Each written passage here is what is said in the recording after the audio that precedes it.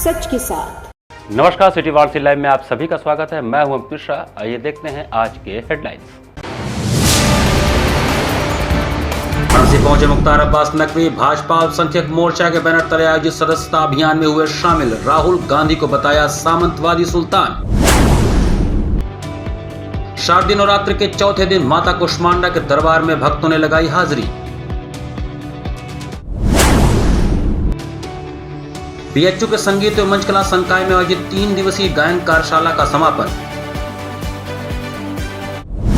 और दशाश्वमेध थाना के गणेश महल क्षेत्र स्थित एक मकान में विद्युत शॉर्ट सर्किट से लगी आग, नकदी समेत कीमती सामान जलकर हुए नष्ट।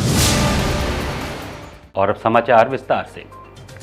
शारदीय नवरात्र के चौथे दिन दुर्गा कुंड स्थित मां कुष्मांडा के दरबार में भक्तों की भारी भीड़ उमड़ी।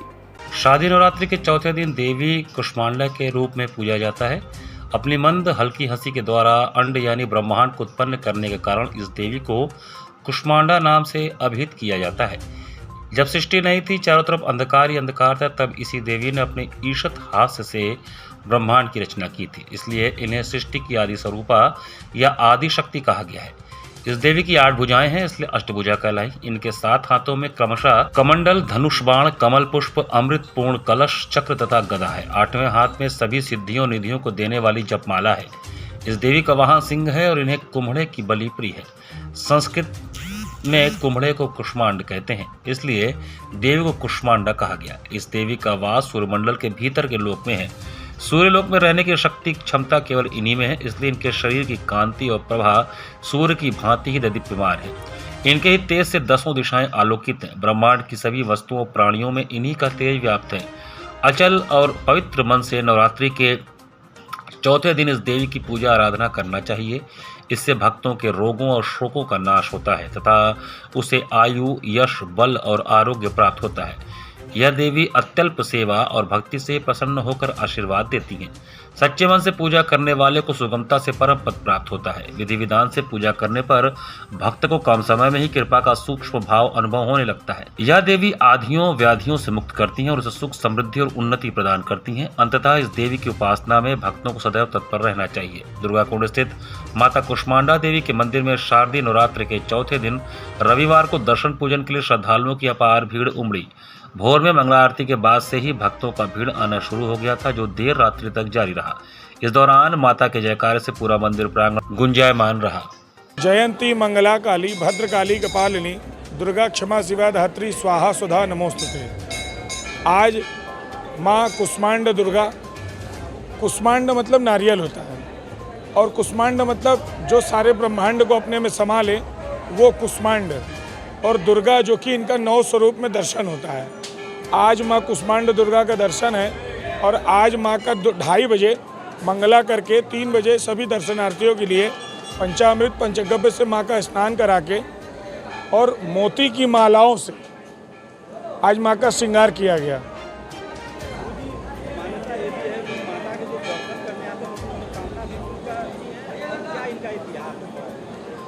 माँ कुष्मांड दुर्गा ने काशी के राजा, जो कि राजा सुदर्शन थे, उनको यहाँ पे दर्शन दिया था और उनके लिए यहाँ पे युद्ध लड़ा था।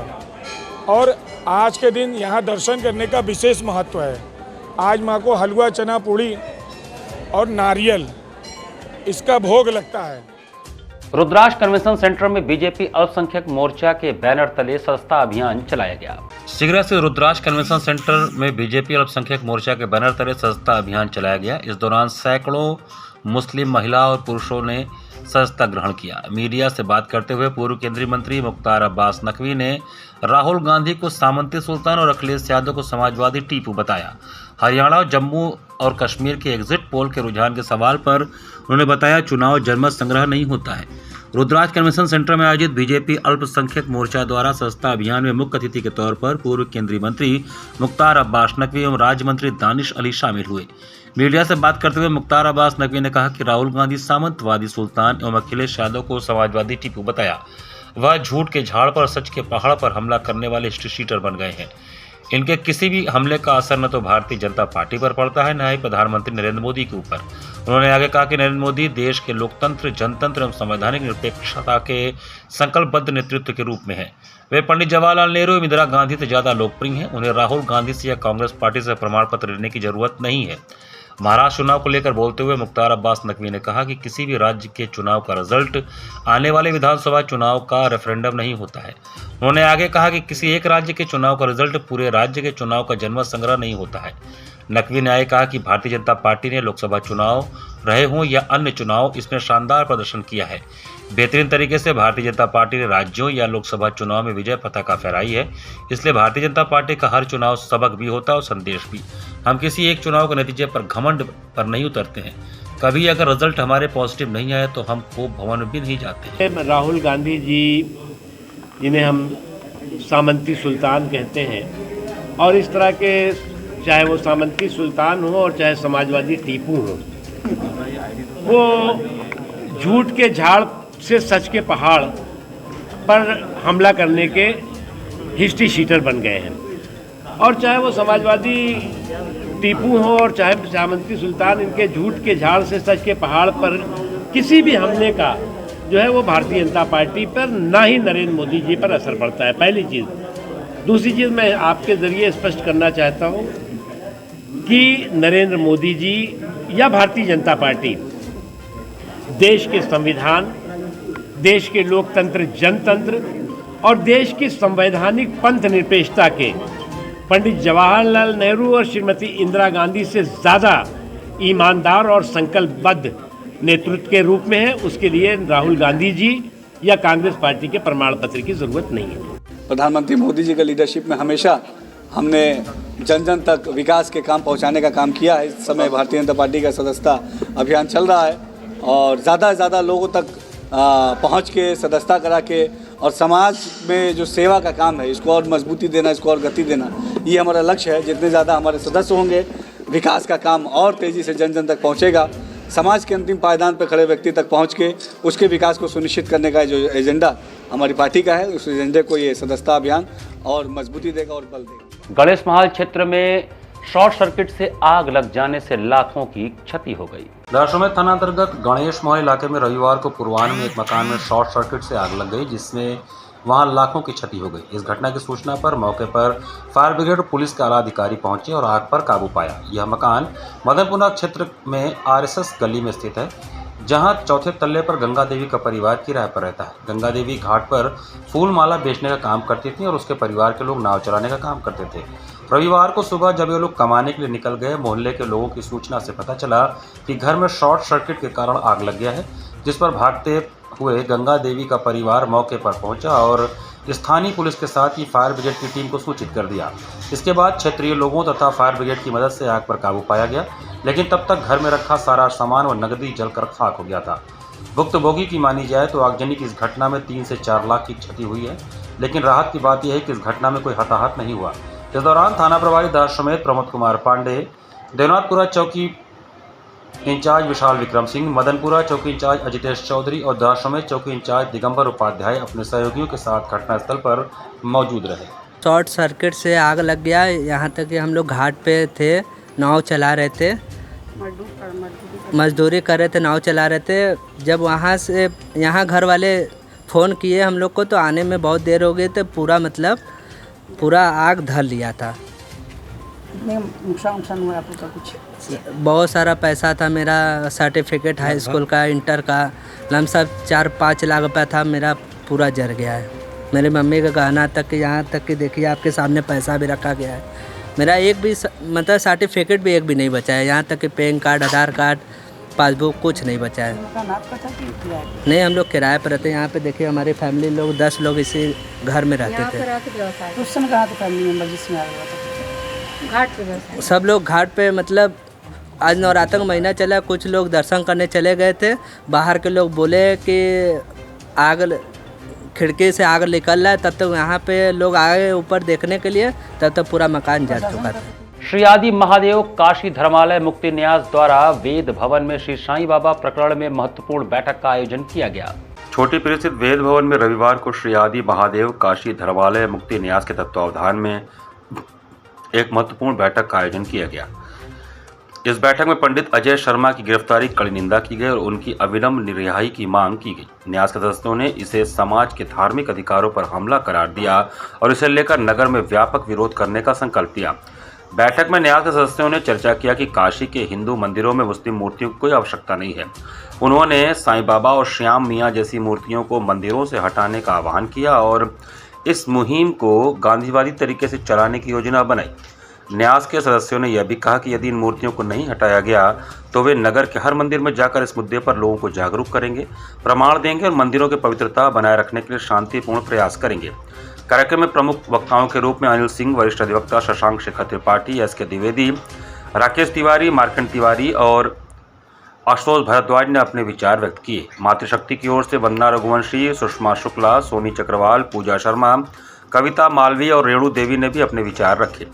कार्यक्रम का संचालन ट्रस्ट के प्रबंधक डॉक्टर राम प्रसाद सिंह ने किया, जिसमें न्यास के अध्यक्ष राकेश अग्रवाल, कार्यकारी अध्यक्ष संजीव चंद्र त्रिपाठी, कोषाध्यक्ष सुनील अग्रवाल, सचिव बांकेलाल, धर्माचार्य प्रमुख पंडित अजय शास्त्री, आशीष कुमार गुप्ता, ओम जायसवाल, लक्ष्मी गुप्ता और संगीता मोदनवाल सहित बड़ी संख्या में धर्म योद्धा उपस्थित रहे। पूरे धर्म में, अष्टांग योग में कहीं साईं नहीं है, हमारे मंदिर में कैसे घुस गया?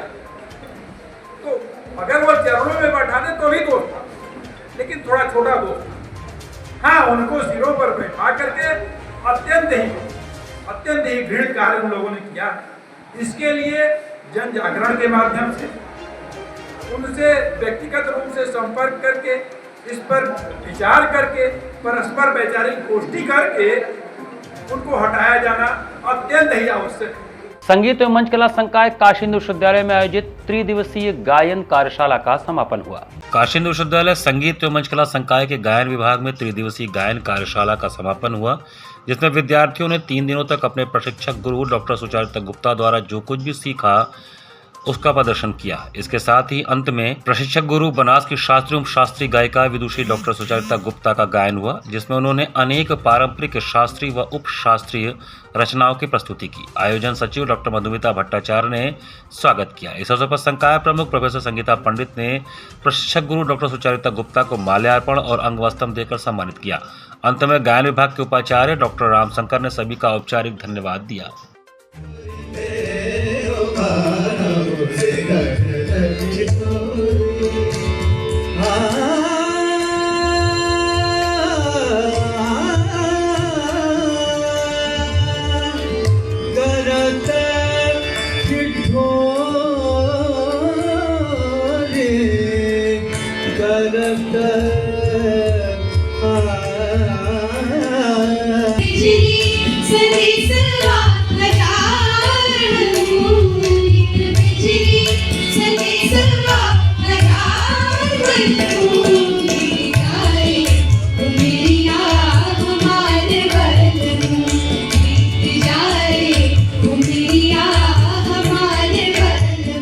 भगवान परशुराम जी के नाम से चौराहा और उनकी मूर्ति लगाए जाने के संबंध में केंद्रीय ब्राह्मण महासभा युवा मंच द्वारा पत्रकार वार्ता का आयोजन किया गया। केंद्रीय ब्राह्मण महासभा युवा मंच द्वारा शनिवार को एक पत्रकार वार्ता में राष्ट्रीय संरक्षक पंडित दिनेश कुमार तिवारी, राष्ट्रीय अध्यक्ष पंडित ओंकारनाथ उपाध्याय, राष्ट्रीय महामंत्री पंडित सत्यदेव मिश्रा, केंद्रीय ब्राह्मण महासभा युवा मंच के राष्ट्रीय अध्यक्ष पंडित राजेश त्रिपाठी ने एक संयुक्त रूप से बताया कि पिछले दिनों केंद्रीय ब्राह्मण महासभा युवा मंच का एक प्रतिनिधिमंडल युवा मंच के राष्ट्रीय अध्यक्ष पंडित राजेश त्रिपाठी के नेतृत्व में वाराणसी नगर निगम के नगर प्रमुख अशोक तिवारी से मिलकर मांग रखी कि देश की सांस्कृतिक धार्मिक राजधानी भगवान विष्णु के अवतार भगवान परशुराम जी के आराध्य शिव की नगरी में नगर के एक प्रमुख चौराहे का नाम भगवान परशुराम के नाम पर किया जाए एवं उनकी भव्य आदमकद प्रतिमा शहर में लगाई जाए। यह शहर ही नहीं बल्कि देश भर के केंद्रीय ब्राह्मण महासभा से जुड़े ब्राह्मण समुदाय की सर्वसम्मत मांग है, जिस पर नगर प्रमुख ने बताया कि चौराहे में नामकरण और प्रतिमा लगाने पर शासन द्वारा रोक लगी हुई है। गौरतलब है कि नगर निगम एक स्वायत्त शासी संस्था है। नगरीय सीमा के अंतर्गत चौराहे के नामकरण या प्रतिमा लगाने का आदेश देने के लिए वह पूर्ण रूप से सक्षम एवं स्वतंत्र है। केंद्रीय ब्राह्मण महासभा नगर निगम वाराणसी से पुनः यह मांग करता है कि हम ब्राह्मण समाज के आराध्य भगवान परशुराम जी की आदमकद प्रतिमा उनके नाम पर एक चौराहे का नामकरण किया जाना जनहित में है, इसे अविलंब पूरा किया जाए। केंद्रीय ब्राह्मण महासभा के राष्ट्रीय पदाधिकारियों ने नगर निगम वाराणसी को चेताया कि यदि हमारी मांगों की अनदेखी की गई तो हम बाध्य होकर नगर निगम पर सत्याग्रह अभियान चलाने पर मजबूर होंगे, जिसके तहत भगवान परशुराम के नाम का ब्राह्मण समाज संकीर्तन प्रारंभ करेगा तथा ब्राह्मणोचित कर्म बुद्धि शुद्धि यज्ञ के तहत हवन किया जाएगा। महापौर जी ने कहा था कि यहाँ पे रोक लगी है, तो रोक लगी है तो हम लोगों ने जांच करवाई अपने लोगों से, तो ऐसा कोई रोक नहीं लगा है। बल्कि आगे की क्या रणनीति? अब आगे के तहत हम लोग ब्राह्मणोचित कार्य के तहत उनसे संकीर्तन करते हुए नगर निगम में उनसे मांग करेंगे कि यहाँ पर सत्याग्रह करेंगे, संकीर्तन करेंगे, बुद्धि शुद्धि यज्ञ करेंगे। कौन सा ऐसा चौराहा है जो आप लोगों ने चिन्हित किया है वहाँ पर, तो इसकी जानकारी नहीं, चिन्हित हमने नहीं किया है। हमने उनसे ये कहा कि जो आपको सुलभ हो सके, काशी का कोई भी चौराहा, ये नहीं कि हमारा यही चौराहा हमको चाहिए, जो काशी का कोई भी चौराहा अगर आपको सुलभ हो उस पर एक भगवान परशुराम के नाम से शुभ चौराहा घोषित कर दीजिए। रामनगर की रामलीला के 19वें दिन लंका दहन सहित विभिन्न लीलाओं का भावपूर्ण मंचन किया गया। रावण के जाने के बाद हनुमान अग्नि रूपी मुद्रिका सीता के समक्ष गिराते हैं, आकाशवाणी द्वारा राम कथा सुनाते हैं। सीता के कहने पर हनुमान उनके सामने प्रकट होकर उन्हें अपना परिचय बताते हैं। उनसे राम का संदेश कहकर वह उनकी आज्ञा लेकर भूख मिटाने अशोक वाटिका में जाते हैं। प्रभु श्री राम का आशीर्वाद पाकर हनुमान जी मिनटों में 100 योजन समुद्र लांघ गए। सुरसा को चकित कर दिया। जिस सोने की लंका पर अहंकारी रावण को गुमान था, उसे देखते ही देखते जलाकर राख कर दिया। यह दृश्य रामनगर रामलीला के 19वें दिन शनिवार को लंका दहन व सीता दर्शन की लीला की है। इस लीला में प्रसंगानुसार हनुमान जी मैनाक पर्वत पर चढ़े तो पर्वत ही धंस गया। सुरसा हनुमान जी को देखकर कहती है कि देवताओं ने आज मुझे अच्छा आहार भेजा है। वह हनुमान को खाना चाहती है, मगर वह हनुमान जी की चतुराई देखकर प्रसन्न होती है। फिर मच्छर का रूप धारण कर लंका में प्रवेश करते हैं। लंकनी राक्षसी को एक घूंसा मारते हैं तो वह कहती है कि अब राक्षसों का विनाश तय है। राम राम जप रहे विभीषण से मिलते हैं। वह हनुमान जी को सीता के अशोक वाटिका में रहने के बारे में बताते हैं। उधर रावण सीता को प्रताड़ित करने के लिए राक्षसियों से कहता है। रावण के जाने के बाद हनुमान अग्नि रूपी मुद्रिका सीता के समक्ष गिराते हैं।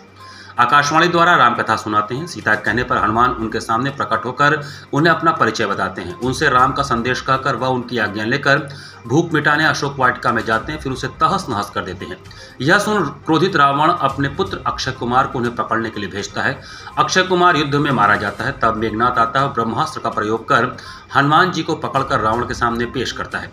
रावण ने दंड के रूप में उनकी पूंछ में आग लगवा दिया। फिर तो उन्होंने पूरी लंका ही जला डाली। सीता के पास पहुंच उन्होंने कोई निशानी मांगी। इस पर उन्होंने अपना चूड़ामणि उतार कर दिया। हनुमान उन्हें धीरज रखने को कहकर राम के पास पहुंचकर सारा समाचार बताते हैं। राम हनुमान को गले से लगा लेते हैं। आरती के बाद लीला को विश्राम दिया जाता है।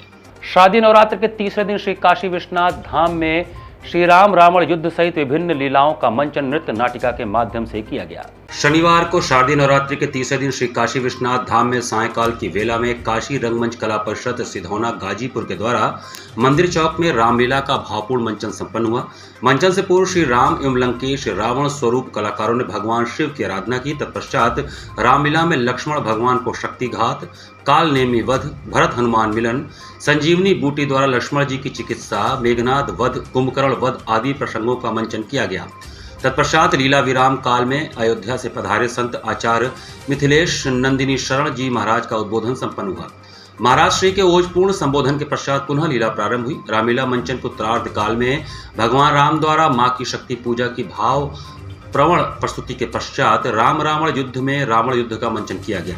कार्यक्रम में बड़ी संख्या में श्रद्धालुओं ने सहभागिता किया।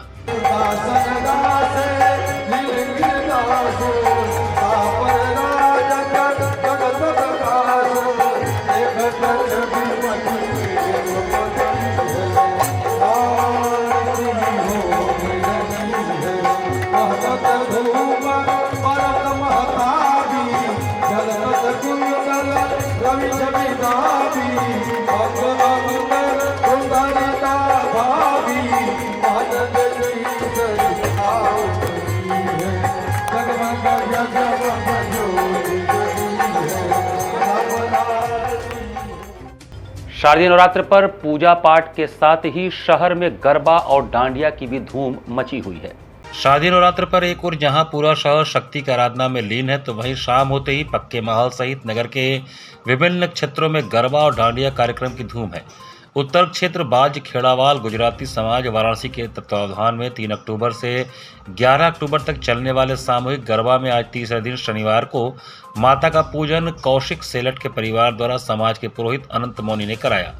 माता के पूजन के उपरांत समाज की महिलाओं द्वारा पारंपरिक 5 ताली रास किया गया। नीले चुंदड़ी रंग के परिधान में महिलाएं, जूतियां एवं युवा गुजराती गानों पर घंटों थिरके। इस दौरान बच्चों की टोली भी धमाल करती दिखी। पूरे वातावरण में गुजराती गानों की धुन और हाथों में डांडिया स्टिक लिए ताल के साथ लय मिलाते कदम जहां मौजूद हर कोई डांडिया का आनंद ले रहा था। महिलाएं, युवतियां एवं युवा गीतों के साथ ताल मिला रहे थे। जो बाहर खड़े थे वह तालियों संग उनका स्वागत बढ़ा रहे थे। युवतियां नृत्य के साथ स्मृतियां सहेजने के लिए सेल्फी खींच रही थी। नवरात्रि के प्रथम दिन से ही जोशी जी के बगीचे में गरबों के माध्यम से माता की आराधना समाज के सदस्यों द्वारा की जा रही है, जो कि 9वीं तक चलेगी। इस पूरे आयोजन को सफल बनाने के लिए हमारे समाज के सभी लोगों ने स्वेच्छा से अपना योगदान दिया। सभी का स्वागत एवं आभार समाज की कार्यकारिणी ने किया।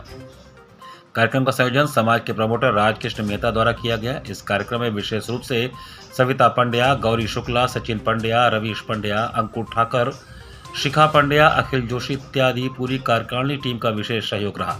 कार्यक्रम का संचालन ऋषि ने किया।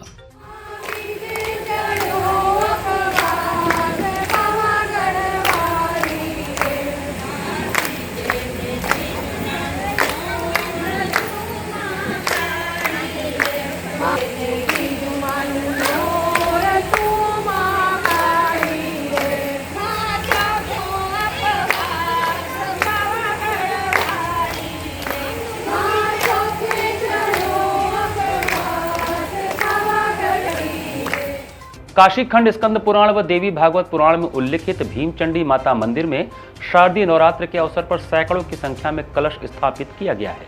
वाराणसी कैंटोनमेंट क्षेत्र में स्थित काशी खंड स्कंद पुराण व देवी भागवत पुराण में उल्लिखित भीमचंडी माता मंदिर में शारदीय नवरात्र के अवसर पर सैकड़ों की संख्या में कलश स्थापित किया गया है। यह वह कलश हैं जो व्यक्ति अपने घरों में किन्हीं कर्म से कलश नहीं रख सकते। करीब सैकड़ों की संख्या में श्रद्धालु कलश स्थापित है, जिनका पूरे नवरात्र विधि विधान से पूजन अर्चन होता है। यह मंदिर भीष्म पितामह द्वारा स्थापित है। मान्यता है कि एक बार भीष्म पितामह की बहुओं अंबिका व बालिका का राक्षसों ने अपहरण कर लिया था, तो भीष्म पितामह ने यहाँ पर आकर संकल्प लिया था कि तीनों बहुओं को छुड़ाकर आएंगे तब मंदिर की स्थापना करेंगे। भीष्म पितामह राक्षसों को हराने के बाद तीनों बहुओं को छुड़ाकर यहाँ आए और यहाँ पर भीष्म चंडेश्वर महादेव और विश्व भीष्म चंडी माता का स्थापना किया। तभी से यहाँ पर भक्तों द्वारा माँ से मांगा गया वरदान भीष्म चंडी माता पूरी करती है। यहाँ पर काली माता व एकादश हनुमान जी का मूर्ति विराजमान है। कहा जाता है कि एकादश मूर्ति काशी में एक ही है, कहीं अन्यत्र नहीं है। भगवती हैं, भीष्म चंडी माता हैं। आपका नाम भीष्म चंडी माता इसलिए पड़ा हुआ है, काशी खंड में आती हैं। उनका नाम शिव पुराण, स्कंद पुराण, महापुराण तीनों में माता भगवती का वर्णन पाया जाता है। आप भीष्म पितामह के हाथ से स्थापित हैं। जैसे अंबालिका जब तीनों का अपहरण कर लिया गया तो उस समय भीष्म पितामह यहाँ पर संकल्प लिए थे कि जब अपनी तीनों बहुओं को छुड़ा लेंगे तब यहाँ पर भीष्म चंडी और ठीक सामने रोड के ऊपर भीष्म चंडेश्वर जी का जो है स्थापना करेंगे। तब से इनका नाम भीष्म चंडी के नाम से ये चली आ रहे हैं। आप महाकाली जी हैं, आप मुंड विनायक जी हैं, आप काशी खंड के 56 विनायक में से भी हैं। इनका नाम मुंड विनायक इसलिए पड़ा हुआ है कि धड़ जो है वो जमीन के अंदर है और मुंड जो है वो जमीन के ऊपर है, इसलिए इनका नाम पड़ा हुआ है मुंड विनायक। काशी खंड के 56 विनायक में से एक हैं। कैंटोनमेंट के पश्चिम द्वारपाल हैं चंड भैरव जी। आप अचक्का माता हैं। अचक्का माता एक नाम इनका इसलिए पड़ा हुआ है कि जैसे आपका कोई मनोकामना है, रुका हुआ है, कोई काम हो नहीं रहा है तो वो लोग आते हैं अचक्का माता को मनाते हैं। अचक्का माता को मना करके यहाँ पर नारियल बांधते हैं। जब वो काम अचानक से आपका पूरा हो गया तो एक नारियल आते हैं, माता भगवती को खोल करके वापस चढ़ा देते हैं। तथा भक्ति तथा शक्ति, जितनी आपकी शक्ति रहेगी वो माता भगवती को श्रृंगार सामान चढ़ता है, सुहाग का सामान चढ़ता है, वस्त्र चढ़ता है और यहाँ पर लोग भंडारा भी करते हैं। उनके बगल में बजरंग बली जी हैं, ठीक उनके बगल में चंडेश्वर महादेव जी। इस चंडेश्वर महादेव की स्वरूप नारियल क्या करें? नारियल यहाँ पर ये कलश यहाँ पर लोग अपना इसलिए रखते हैं जैसे कि जिसके घर में जगह नहीं होता है, घर शुद्ध नहीं होता है या स्वयं शुद्ध नहीं रह पाते हैं तो उन लोगों का कलश यहाँ पर रखा था। अष्टमी के दिन पहले दिन आकर के यहाँ पर संकल्प लेना होता है, अष्टमी के दिन आकर के संकल्प यहाँ छोड़ा करके हवन कराना होता है। ये यहाँ की प्रथा है। टाइमलेस काशी नाम से फोटोग्राफर मनीष खत्री के फोटोज की फोटो प्रदर्शनी गिरजाघर स्थित जोगई आर्ट गैलरी में आयोजित की गई है। काशी प्राचीन शहर जिसे शिव की नगरी के नाम से भी जाना जाता है, भारत की समृद्ध सांस्कृतिक विरासत का एक जीवंत प्रमाण है। काशी के रहने वाले फोटोग्राफर मनीष खत्री के की फोटो प्रदर्शनी गिरजाघर स्थित आर्ट गैलरी टाइमलेस काशी के नाम से आयोजित किया गया है। इस प्रदर्शनी में ऐतिहासिक शहर के सार को समाहित करने वाले चुनिंदा कार्यों को प्रदर्शित किया गया है। प्रदर्शनी का उद्घाटन के अवसर पर गैलरी के अधिष्ठाता राजेश जोगई, उमेश जोगई सहित प्रसिद्ध हस्तियों हीरालाल प्रजापति, दिनेश खन्ना, राज सरकार और सुनील विश्वकर्मा के साथ साथ मनोज कर, मजीद भास्कर, प्रियोदीप हल्दर, विनय रावल, अजय उपासनी और आशीष कुमार जैसे अन्य प्रतिष्ठित फोटोग्राफरों ने किया। टाइमलेस काशी कलात्मक अभिव्यक्ति के समुदाय को बढ़ावा देते हुए शौकिया और पेशेवर दोनों फोटोग्राफरों को मुफ्त में अपना काम दिखाने के लिए एक अनूठा मंच प्रदान करता है। इस अवसर पर मनीष खत्री ने बताया कि हमने अपने लेंस के माध्यम से आगंतुक काशी की गहरी परंपराओं और जीवंत जीवन को दिखाने का प्रयास किया है, जहां मृत्यु एक अंत नहीं बल्कि एक उत्सव है, एक अवधारणा जो भगवान शिव की शिक्षाओं के साथ गहराई से मेल खाती है। प्रत्येक छवि करुणा के क्षणों और परमात्मा और भक्ति के सामंजस्यपूर्ण सह अस्तित्व को चित्रित करती है। काशी एक ऐसा शहर है जिसको 7 वार और 9 त्योहार का शहर कहते हैं। मतलब यहाँ पे रोज़ कुछ ना कुछ नया गतिविधि होती रहती है। लेकिन ये काशी एक ऐसा नगर है जिसका कोई आदि है ना अंत है, मतलब ये समय से परे है। तो इसी विषय पर ये छायाचित्र प्रदर्शनी है जिसमें 25 छायाचित्र प्रदर्शित किए गए हैं, जिसमें काशी के अलग अलग रंगों को श्वेत और श्याम छायाचित्रों के माध्यम से प्रदर्शित किया गया। विशेष क्या है प्रदर्शनी में, जैसे क्या सबसे ज़्यादा विशेष है? इस सबसे ज़्यादा विशेष ये है कि किसी भी चित्र को देख के आप ये नहीं कह सकते कि ये 10 साल पुरानी काशी है या आज की काशी है। काशी हमेशा से जैसी थी, उसकी जो रौनक थी, जो अलौकिक पन था, वो वैसे ही हमेशा बना हुआ है। वाराणसी में अपने रिटेलर्स के लिए शिक्षा जगत के प्रतिष्ठित साहित्य अवन पब्लिकेशंस ने एक विशेष मीट का आयोजन किया। शिक्षा जगत में प्रतिष्ठित साहित्य अवन पब्लिकेशंस ने वाराणसी में अपने रिटेलर्स के लिए रविवार को एक विशेष मीट का आयोजन किया। साहित्य भवन पब्लिकेशंस अपनी गुणवत्ता और समाचार के उच्चतम मानकों के लिए जाना जाता है और पिछले कई दशकों से इसे कायम रखे हुए है।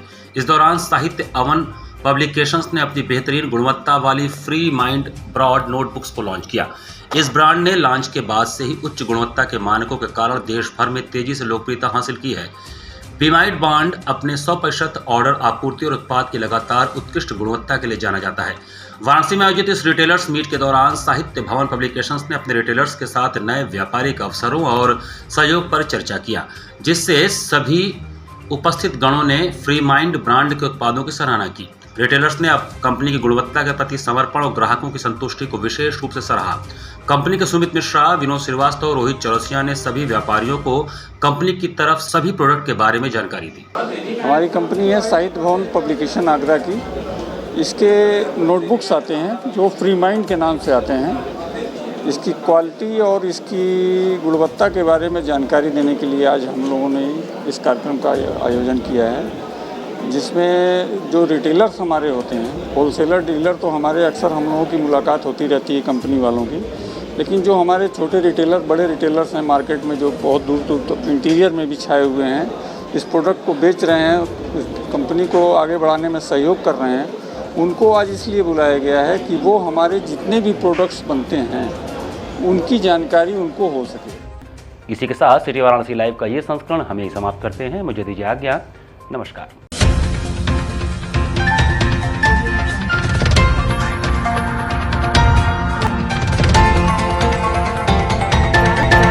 लाइव सच के साथ।